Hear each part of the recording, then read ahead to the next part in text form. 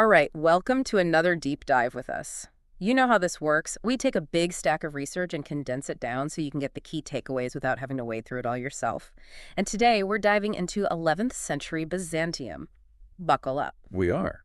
And our guide for this journey is the Stanford Encyclopedia of Philosophy entry on John Idalos. John Idalos, he was, well, let's just get right to it. Who was he and what was he all about? Why should we care about this guy? So John Idalos was originally from Byzantine, Italy. And get this, he ended up becoming the head honcho, the top dog at the imperially sponsored School of Philosophy in Constantinople. Okay, so right away we know this guy was no slouch. Constantinople, major hub of the Byzantine Empire, not a place where just anyone gets to lead the philosophical scene. Exactly. And he didn't just stumble into this position, he actually succeeded another big name, Michael Psellos. The source material describes Idalos as having a dialectical method and a combative temper. So basically, he loved a good debate and he wasn't afraid to challenge anyone. Sounds like my kind of guy, honestly. A sharp mind, loves to argue, making waves in the intellectual circles of Byzantium. I can already picture the kind of lively discussions that must have been happening in his classroom. Oh, definitely. He was a popular teacher. He had a diverse student body, not just folks from Constantinople, but from all over the Latin West, the Near East, even as far as the Caucasus.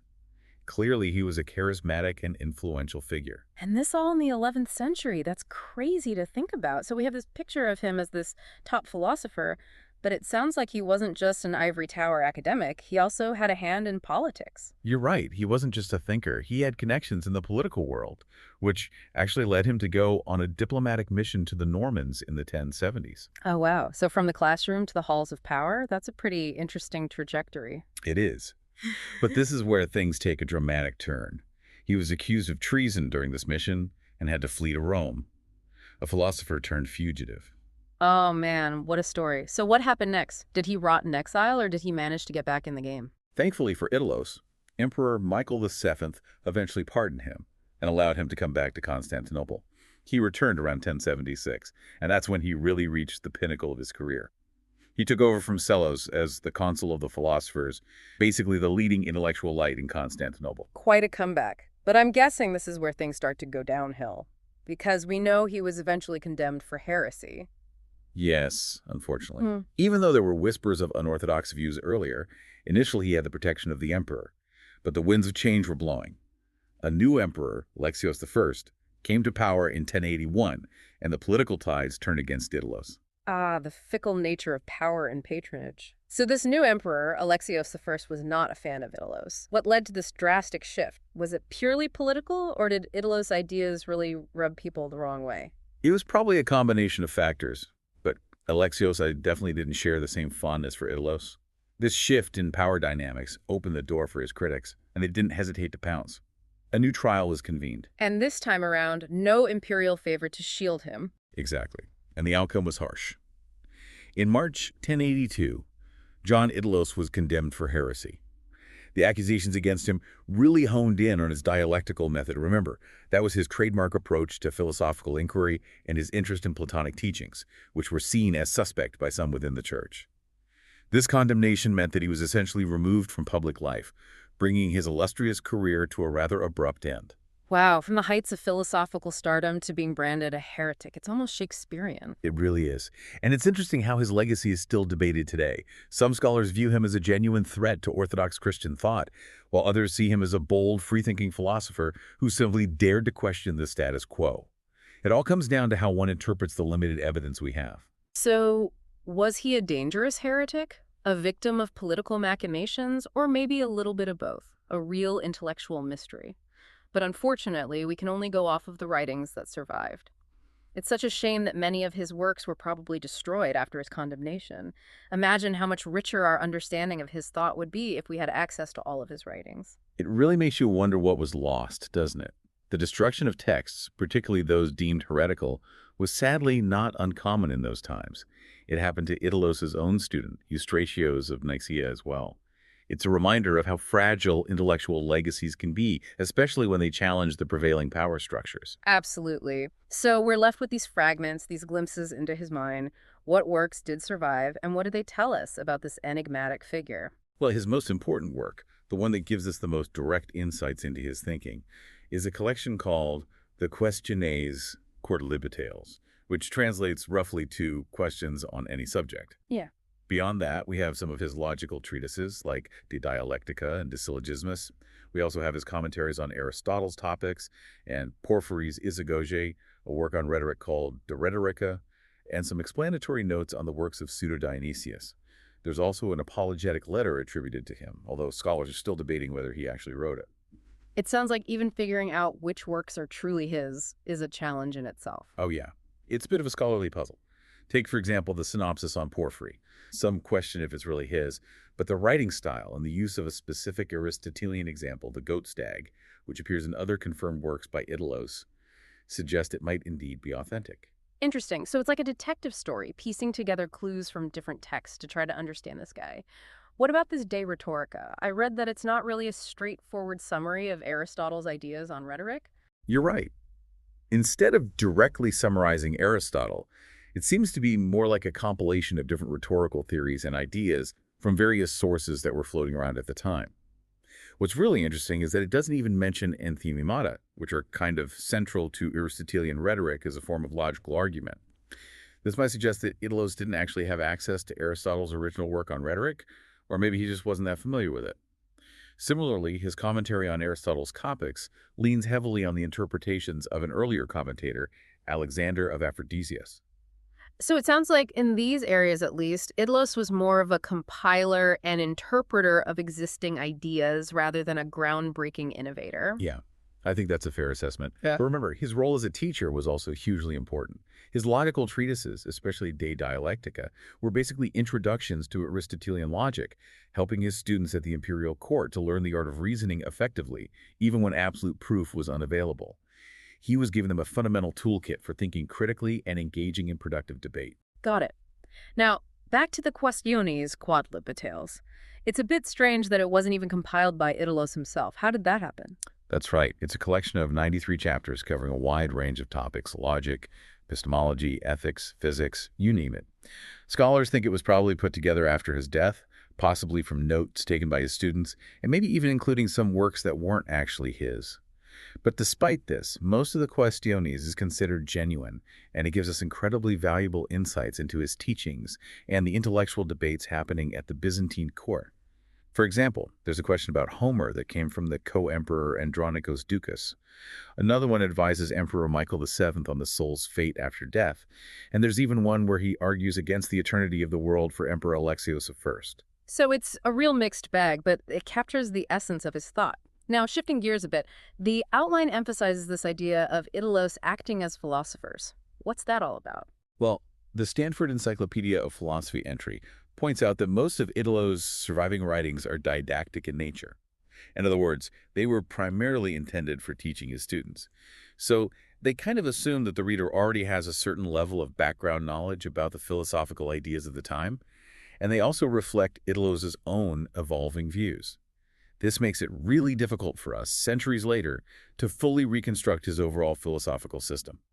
Imagine trying to understand the last lecture in a course without attending any of the previous ones. That makes sense. You're only getting a partial view, not the full picture. Exactly. That's why the questions are so valuable.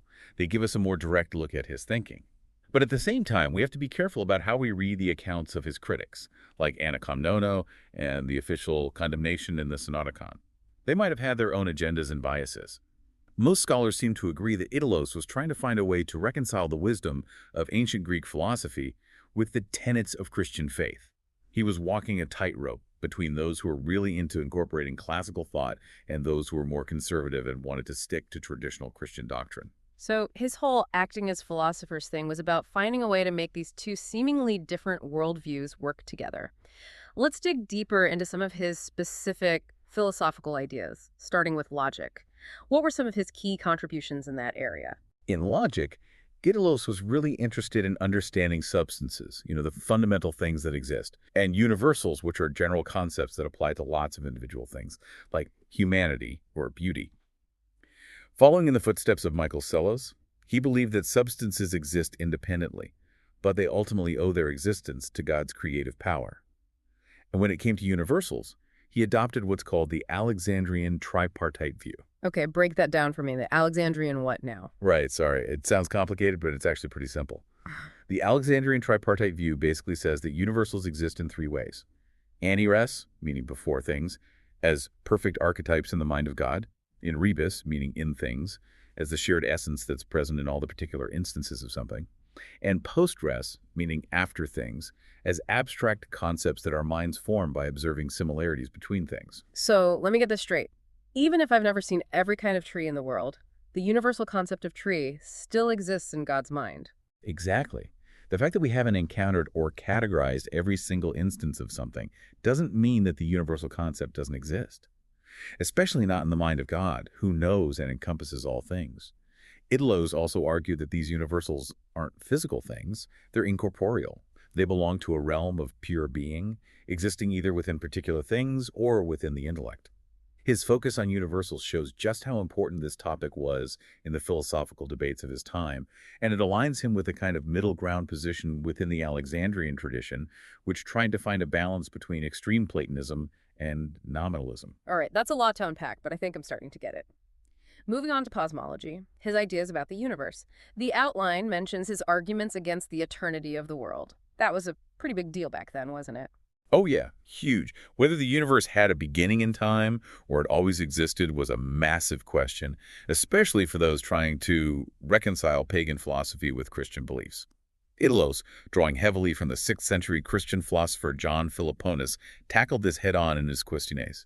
He went up against some heavy hitters like Aristotle, Porphyry, and Proclus, all of whom had argued for an eternal universe. So what was his strategy? How did he try to prove them wrong? He had a two-pronged approach.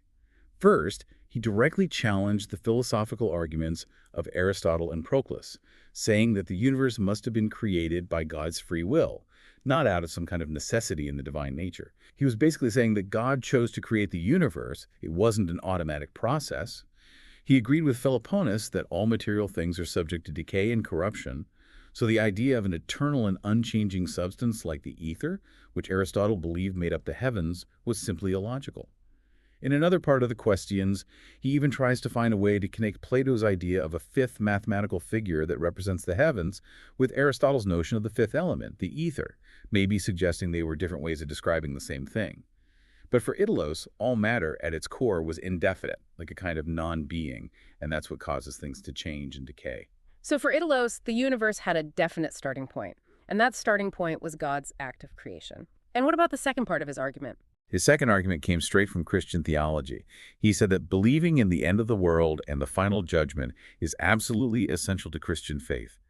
If the world was eternal, there would be no final judgment, which would undermine the core belief and moral framework of Christianity. Makes sense. He was grounding his views about the universe within the context of his Christian faith. So let's talk about ethics. What did Idolos have to say about how we should live our lives? He had a really fascinating take on virtues. He basically divided them into different levels based on our capacity for reason. He said there are natural virtues, which even animals have, but these aren't really true virtues in the full sense. Then there are ethical virtues, which are unique to humans because they require the use of reason. And finally, there are higher spiritual virtues, which are necessary for achieving union with God. So different levels of virtue, with the higher ones leading us closer to God. And he got some of these ideas from Aristotle, right? Exactly. He borrowed a lot from Aristotle's Nicomachean Ethics. He defined ethical virtues as a middle point between two extremes. Like courage, for example, is the ideal balance between recklessness and cowardice. He also really liked the 4 cardinal virtues: prudence, justice, fortitude, and temperance. He emphasized that these virtues aren't just natural inclinations or fleeting emotions, they're stable habits that we develop through the rational part of our soul. So it's about using our reason to cultivate virtuous habits. And he also brought in Plato's ideas about the soul into his ethical framework. He did. He used Plato's idea of the tripartite soul, reason, spirit, and appetite, and even used the famous chariot allegory from Plato's Phaedrus. Remember the one where reason is the charioteer trying to control the 2 horses of spirit and desire? He used this to illustrate how important reason is for achieving virtue. And what's really cool is that he then put all of this, the Aristotelian stuff, into the bigger context of the Neoplatonic hierarchy of virtues. Hold on, Neoplatonic hierarchy of virtues? Okay, you're losing me a bit. No worries, it's pretty straightforward. Basically, Neoplatonism is a philosophical system that developed from Plato's ideas, but it incorporated a lot of other influences too. And it has this idea of a ladder of reality with God or the one at the top and everything else emanating or flowing from that source. So Idalos is taking Aristotle's ethical virtues and saying they fit into this Neoplatonic framework as the first rung on the ladder. He's saying they're like the starting point, the foundation for a higher kind of virtue that ultimately leads us back to God. Oh, okay, I see. So, like, living a morally good life, according to Aristotle's ideas, is the first step towards a more spiritual and mystical kind of virtue. Exactly. It fits perfectly with the Neoplatonic view of humans as rational souls who are trying to return to their source, to the divine. Ethical virtues are crucial for our earthly existence, but they're just one part of a much bigger journey. Even his interpretation of Christ's teaching to turn the other cheek is influenced by Neoplatonism. He saw it as a call to rise above the duality and conflict of the material world, which he believed was a consequence of the fall. Really interesting. So we see all these different philosophical threads weaving together in his ethics. What about his views on the soul itself? The soul was central to Idalos' thought. He firmly believed in the soul's immortality, which of course was a core Christian belief. But his engagement with Plato led him down some less conventional paths. He actually questioned some of Plato's arguments for the soul's immortality. Oh, wow. So he was willing to critique even the great Plato. What didn't he agree with? Yeah, he wasn't afraid to challenge anyone, even the big names. He took issue with Plato's arguments that the soul is immortal because it's self-moving and the source of life. He thought that the soul's connection to the physical body suggested that it might be subject to corruption as well. He ended up aligning himself more with Aristotle, who believed that only the intellect, the rational part of the soul, was truly immortal and could survive the death of the body. So for Idalos, it was our reason, our ability to think and understand that was the eternal part of ourselves. What did he think happened to the soul after death? He was influenced by the Neoplatonist philosopher Proclus, who said that when the soul leaves the body, it enters a state of inactivity. This got him into some hot water, as people accused him of being a dead souler, meaning he believed the dead couldn't progress spiritually or even work miracles after death. That's pretty controversial stuff. It was. But Idalos did leave open the possibility that God's grace could overcome this inactivity and help the soul on its journey towards redemption. He also wrestled with the question of what happens to our identity after resurrection. He argued that identity is based on the form or essence of the soul, not on the ever-changing matter of the body. He even tackled the food chain argument, which was a popular objection to the idea of bodily resurrection. People were saying, well, if we eat animals and those animals eat other animals, then what happens to all those different bits of matter when we're resurrected? Who gets what? Idalos proposed a spiritual resurrection, where the soul's form is clothed in a new, perfect kind of matter. His overall view of the soul is very much in line with Christian Platonism, this idea that the soul is a rational entity striving to return to its original pure state, which was connected to God. So basically, a lot of his ideas about the soul, especially its inactivity after death and the nature of resurrection, were likely seen as pushing the boundaries of acceptable Christian doctrine. Definitely. Those were likely some of the key reasons he ended up being condemned. Speaking of which, let's talk about his theology. How did all this philosophy stuff shape his views on God and the divine? Well, Neoplatonism was a huge influence on his theology. The Neoplatonic concepts of a hierarchical chain of being everything ranked in order of importance and a series of causes and effects are all over his theological discussions. For example, when he's explaining solar eclipses and the questions, he talks about God as the ultimate cause and the moon as just a secondary cause, an instrument that God uses to carry out his plan. He even outlines the Neoplatonic doctrine of the three hypostases, the one, the intellect, and the soul, which represent different levels of reality flowing from the ultimate source. And get this, he identifies these hypostases with the Christian Trinity, the Father, the Son, who he connects with the intellect, and the Holy Spirit. He even quotes a passage from the Gospel of John to support this connection. So he's making explicit links between this philosophical framework and Christian doctrine. Yes, he is. Even though he sometimes presents these philosophical ideas as coming from the most insightful pagan theologians, when you look at the scriptural references he uses and his confession of faith, it seems pretty clear that he was developing his own unique theological synthesis. His confession even includes an adaptation of the Pseudo-Athanasian Creed, a Latin theological text. But he makes some subtle changes to it that some people saw as problematic, especially concerning how the three persons of the Trinity relate to each other. Some scholars argue that his language leans towards a form of tritheism, which is the belief in three separate gods, while others maintain that he was trying to stay within the bounds of Orthodox Trinitarian doctrine. It's a really tricky question, and scholars are still debating it today. And there's also the whole issue of him using the term worship in relation to religious icons, right? Yeah, that was another controversial one. He uses the Greek word latruin, which usually refers to the highest form of worship reserved for God in the context of icons of Christ. This really raised some eyebrows. Some scholars suggest he might have been drawing on a passage from the book of Hebrews, which talks about earthly religious practices being shadows of heavenly realities. Maybe he was trying to say that icons are earthly reflections of the divine, and true worship is directed towards the divine archetype that those icons represent. He also quotes a lot from John of Damascus, who was a big defender of icons. Maybe he was trying to show that he was in line with Orthodox icon theology. It sounds like there's a lot of ambiguity in his writings, which makes it hard to pin down exactly what he believed. That's true. His style is very concise. He uses a lot of dialectic, which means exploring different sides of an issue. And of course, we only have fragments of his work. And let's not forget that he was living in a time when expressing certain ideas could be dangerous, so he might have intentionally left some things open to interpretation. Makes sense. So let's get back to his condemnation. The outline mentions two different synods that investigated his teachings, and then finally, he was condemned in 1082. Right. He was actually acquitted in the first synod, which happened around 1076 or 1077, probably because he still had support from the imperial court at that point. But the second trial in 1082, under Emperor Alexios I, well, that's when things went south. We know about this trial not just from historians like Anna Komnenon, who wrote about it in her book called the Alexiad, but also from official documents.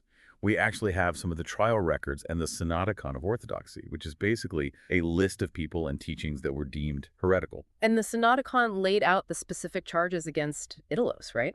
It did. It lists 10 charges, and some versions even add an 11th charge that directly condemns Idalos by name. These charges accuse him of all sorts of unorthodox views on things like the Trinity, creation, and the soul. While it's possible that these accusations oversimplified or even twisted his actual beliefs, they show us the official reasons why he was condemned. And like we talked about earlier, scholars are still debating whether he was actually a heretic or just a philosopher pushing the boundaries of acceptable thought. Right. Some people see him as a real threat to orthodoxy, someone who is consciously challenging core Christian beliefs. Others see him as more of a philosophical gadfly, someone who loved to debate and explore different ideas, but wasn't necessarily trying to undermine Christianity. It's interesting to think that maybe it wasn't so much his specific beliefs that got him into trouble, but his method, his commitment to questioning everything. Maybe that was seen as a threat to the authority of tradition. It definitely feels like that classic conflict between intellectual freedom and religious dogma was a big part of his story. But you also mentioned the importance of the political context. Absolutely. Almost all scholars agree that politics played a huge role in his condemnation. He was closely tied to the previous dynasty, which made him a target once Alexios I came to power. Anna Komnenon even claims that Idalos was trying to stir up rebellion among his students, but a lot of people think she was exaggerating or just making things up to make him look worse. And then there's the fact that he was of Latin origin. Alexios I might have wanted to make an example of him to appease anti-Latin sentiment. Plus, he was dealing with military setbacks, and blaming a controversial figure like Idalos could have been a way to distract people from those problems. There might have been personal rivalries within the philosophical school as well, and even his popularity and influence could have been seen as a threat to those in power. So yeah, politics were definitely tangled up in all of this. It was much more than just an abstract philosophical debate. It sounds like there were a lot of different forces at work. The outline mentions something called the watershed event thesis. What's that about? Some historians have argued that the condemnation of John Idalos was a turning point in Byzantine intellectual history. They say that it created a climate of fear that discouraged people from pursuing philosophy and science in any depth, leading to a kind of intellectual stagnation. It's kind of like the opposite of what some people say happened in the Latin West after the condemnations of 1277.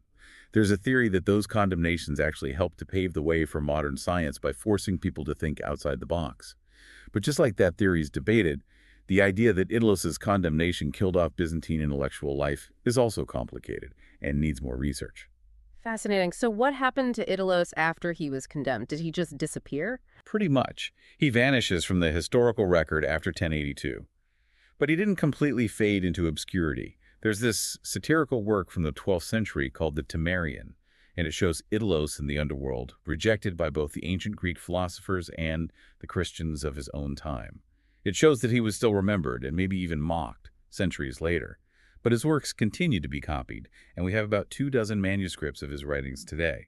Some of those manuscripts came from southern Italy, which suggests that there was still some interest in his ideas there.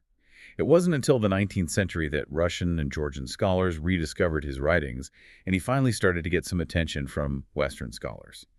People have focused a lot on what his trial tells us about the relationship between faith and reason, but we're still in the early stages of really understanding and evaluating his philosophical ideas. John Idalos, a brilliant, controversial figure who tried to bring together the worlds of classical philosophy and Christian theology. A real cautionary tale about the dangers of intellectual ambition in a time of political and religious upheaval. He really is a fascinating case study. It makes you think about the enduring tension between intellectual inquiry and established doctrine. Is it always going to be a battle between the two? Or can we find ways to make these different systems of thought work together to enrich our understanding of the world? Maybe exploring the works of the philosophers who influenced Idalos, Plato, Aristotle, the Neoplatonists could give us some clues. That's something to think about. It is.